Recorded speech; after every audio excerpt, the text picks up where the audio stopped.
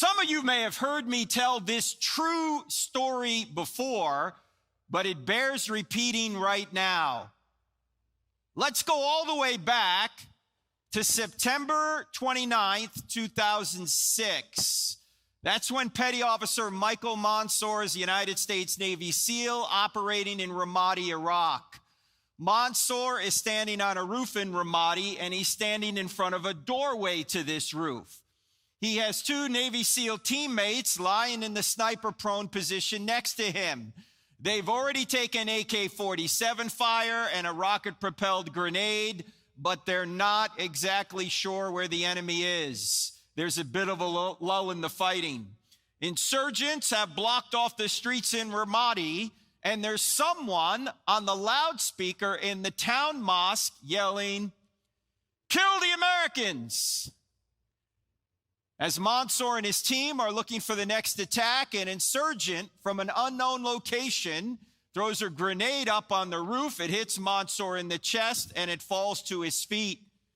Due to the length of the throw, there's no opportunity to pick it up and throw it back. He has only a split second to make a decision. He can leap through the doorway behind him and save himself, but if he does, his two teammates lying on the roof at his feet will surely die. Monsoor yells, "Grenade!" But instead of jumping backward to save himself, he jumps forward chest first onto the grenade. It detonates. 30 minutes later, 25-year-old Michael Monsoor is dead. His two teammates receive only minor injuries because Monsoor's body muffled the blast. One of the survivors at Monsoor's funeral said, "Mikey looked death in the face that day and said, 'You will not take my friends, I will go in their stead.'" I've never seen a United States president cry until April of 2008. That's when President George W. Bush invited Monsoor's parents into the East Room of the White House to give them their son's Medal of Honor posthumously. The president couldn't even get through the citation without breaking down. Since then, Monsoor's high school in Garden Grove, California, built a new stadium. They named it Michael A. Monsoor Memorial Stadium. The golden trident insignia that the SEALs wear dominates the 50-yard line.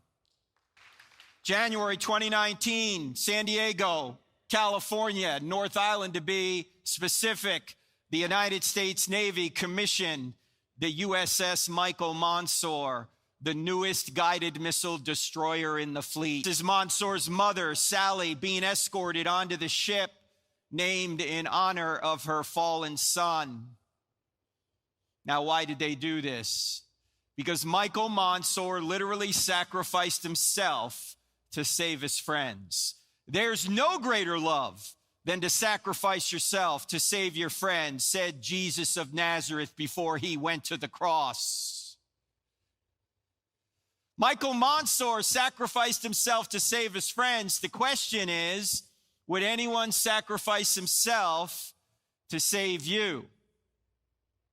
And the answer is, someone already has. His name is Jesus of Nazareth.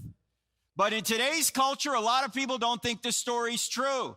They think it's invented. After all, these are religious people. They embellished this, didn't they? And by the way, it's got miracles in it, like a resurrection. How can you believe in such a thing like a resurrection? We don't see miracles anymore. Well, I actually think it's really easy to show that Christianity is true. You only need to answer 4 questions in the affirmative to show that it's true. In other words, if you investigate these 4 questions, I think you'll realize that the answer to these 4 questions is yes. And if the answer to these 4 questions is yes, then Christianity is true.